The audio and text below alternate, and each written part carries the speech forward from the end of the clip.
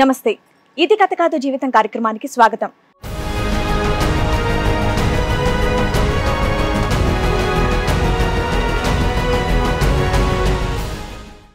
లక్ష్మి, చాలా చిన్న అమ్మాయిలా ఉన్నావు. ఏం చదువుకుంటున్నావు?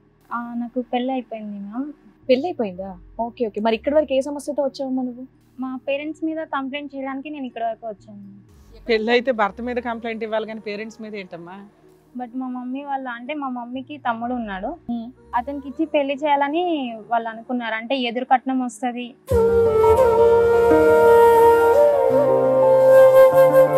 నాకు కొంచెం టైం ఇవ్వండి, నేను చదువుకుంటాను, నాకు లైఫ్ సెటిల్ అయ్యాక నాకు నచ్చిన వాళ్ళని చేసుకుంటానని అడిగాను. వాళ్ళు ఒప్పుకోలేదు.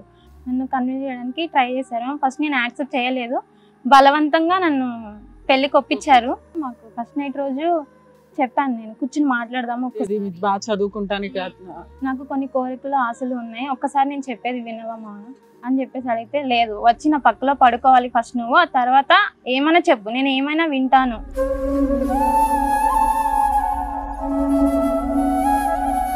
అత్తయ్య వాళ్ళు వచ్చారు, ఇది తప్పు, నీకు ఇది కరెక్ట్ కాదు, వెళ్ళి వాడి పక్కన పడుకోవాల్సిందే అని చెప్పి అన్నారు. మా మమ్మీ కూడా వెళ్ళు, నువ్వు మంచిగా ఉండి ఇంకా చేసుకున్న తర్వాత నేను చేయలేదాకా, నువ్వు అట్లానే పుట్టావు, నేను చేసుకున్నవాడు అట్లానే పుట్టాడు, ఇప్పుడు నువ్వు కళ్ళు మూసుకుంటే అయిపోతుంది.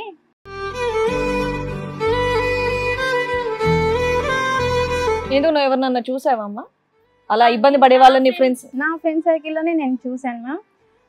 వాళ్ళ అమ్మ వాళ్ళు బలవంతంగా మ్యారేజ్ చేశారు, ఆ అమ్మాయి సూసైడ్ చేసుకుంది.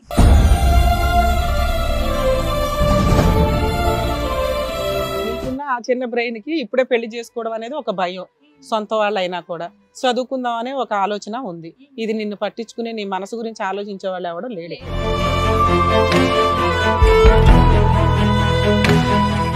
ఆల్రెడీ ఒకసారి పెళ్లి చేశారు, ఆ అమ్మాయి పారిపోయి వచ్చింది, మళ్ళీ ఎందుకు ఆ అమ్మాయిని ఇబ్బంది పెడుతున్నారు? మీరు మాట్లాడండి. 27 ఏళ్ళు వచ్చి ఆమె డెసిషన్ ఆమె తీసుకోగలదు. ఉంది మేడం, ఇప్పటికైనా అమ్మాయి ఒప్పుకొని మా దగ్గరకు వస్తుందా? మీ దగ్గరికి రావాలా, మీరు పెళ్లి చేస్తే వెళ్ళాలా? మళ్ళీ పెళ్లి చేయాలనుకుంటున్నాం మేడం. అమ్మ రోజమ్మ, మీకు ఏమైనా సంబంధం రెడీగా ఉందా ఇప్పుడు? లేదు. ఇప్పుడు అమ్మాయి వస్తాను అంటే మీరు ఎతికేస్తారు ఇప్పుడు అర్జెంట్ గా. ఎన్ని రోజుల్లో ఎతికి చేస్తారు పెళ్లి? వెంటనే ఇమీడియట్గా చేసేస్తాం. తల్లిదండ్రులు అనుకునేది అంటే కామన్ గా బిడ్డ భవిష్యత్తు బాగుండాలి అని కోరుకుంటాం. ఏది 30 ఏళ్ళు 10 ఏళ్ళు 15 ఏళ్ళు తేడా ఉన్న వాడికి ఇచ్చి పెళ్లి చేయడం భవిష్యత్ ఆస్తి కానీ మామూలు ఉన్నాయని చెప్పి ఉన్నాయి, బాగా చూసుకుంటారు, ఏదో మామూలు డబ్బు సైడ్ ట్రాక్ అవ్వకూడదు. మీ అమ్మాయి జీవితం కంటే మీకు డబ్బు ఆస్తి ఇంపార్టెంటా?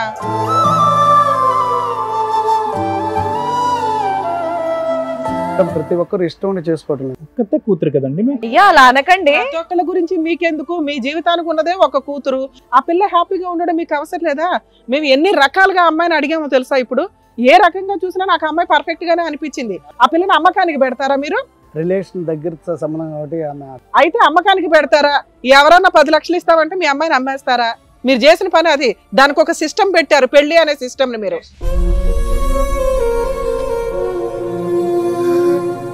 పిల్లల్ని కలాను మేడం, ఖచ్చితంగా కనాలి. కానీ నేను కన్ను, నేను ఉండను, అదంతా అసలు మామూలు తల్లిదండ్రులు అనేది మర్చిపోయి, అమ్మయ్య నా కూతురు నా తమ్ముడు దగ్గరే ఉంటది, నా డబ్బులు నా జేబు నిండుద్ది అన్న ఆలోచన మీకు వచ్చింది.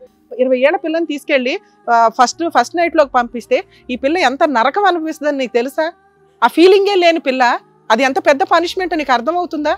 ఈక్వల్ టు రేప్ కింద లెక్క.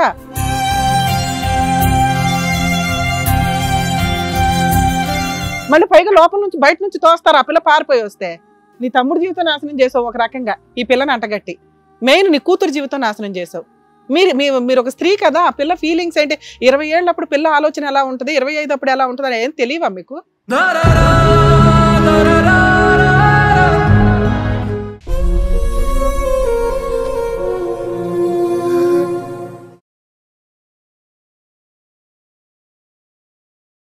ఇది కథ కాదు జీవితం ప్రోగ్రామ్ అందరికంటే ఒక రోజు ముందుగా మీరు చూడాలి అనుకుంటే వెంటనే డౌన్లోడ్ చేయండి హిట్ టీవీ యాప్. ఇందులో మీరు నచ్చే మెచ్చే కంటెంట్ సిద్ధంగా ఉంది. మరి ఇంకెందుకు ఆలస్యం, వెంటనే డౌన్లోడ్ చేసుకోండి హిట్ టీవీ యాప్.